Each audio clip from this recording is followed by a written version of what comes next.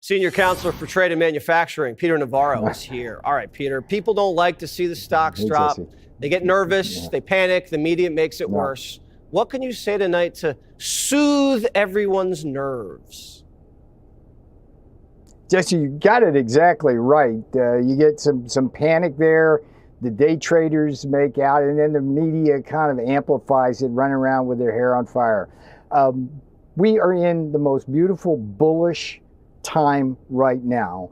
We're moving in a transition, clearly, from Bidenomics. What was that, Jesse? The hallmark of that was virulent inflation that was triggered by massive overspending, which we're bringing under control, coupled with these, what we call these negative supply side shocks in the form of massive regulations, this Green New Deal, and a war on our strategic energy dominance and oil. All of that was inflationary, and now as we unwind it, it's slowing things down here. But at the same time, Trumpenomics to the rescue. The president was absolutely right. He's been proven right, and what we have is a proven track record. So think about it this way, Jesse. Trumpenomics bullish scenario. We got the 3D, three-dimensional war on inflation, right? It's drill, baby, drill. Think about just going from $80 barrel oil down to 50. You almost solved the whole thing right there. But then you got deregulation, and you got the Doge effect, which is basically taking out waste, fraud, and abuse, reducing our government debt. What does that do? That reduces, Jesse, mortgage rates and interest rates, which helps stimulate the home market and allows consumers not to have that overhang of debt on their credit cards. And then we've already had $2 trillion of commitments in investment. What does that do, Jesse? When you add more capital, more machines to people, that increases productivity. Productivity increases real inflation-adjusted wages, more purchasing power. And as these trade deals bring our jobs home and our factories back to the empty places, our trade deficit goes down. What does that do to inflation?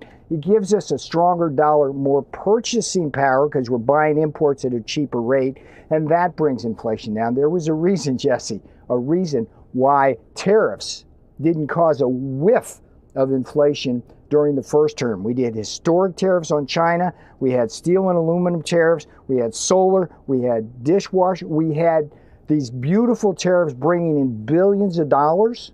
We had price stability and growth, and I buried the lead, Jesse. We are going to get the best tax cut in history, paid for in large part by tariff revenues from around the world, taken, Jesse, from the people who've been cheating us around the world with higher tariffs and higher non-tariff barriers. It's a beautiful bullish scenario. We're bridging from Bidenomics to the bullishness of Trumpenomics. Does the president need to hold the country's hand as we go through this process? Because people look at their phones, they see the red, and they freak out. They don't have time to watch Peter explain it so eloquently on Jesse Watters Prime Time. Well, look, the president is saying exactly what he means on this, and it's trust in Trump. That what the president said in that clip you had was he's been right for the last 10 years. The way I like to say it is because he's been right, trust in Trump. We are going to have a golden age. He's promised that. And look, last time I was with you, I really enjoyed it. I talked about how a Cadillac at $50,000 from Detroit cost $65,000 in Germany because of all the unfair trade. Well, that same Cadillac, you try to sell it to China, it's $80,000. You try to sell it to Vietnam, it's $110,000. You try to sell it to India, the Maharaja tariffs, it's $140,000.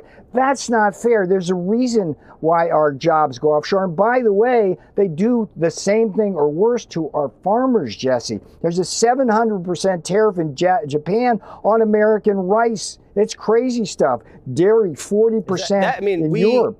We defeated that country in World War II, and we have bases there, and our Navy protects them. We shouldn't be getting taken advantage of by Japan on rice, of all things, Peter. I do have to go. And automobiles. You can't sell a car. Go ahead. You can't. It's not fair to American manufacturers, and that's all this is. Trump's going to get that right. All right.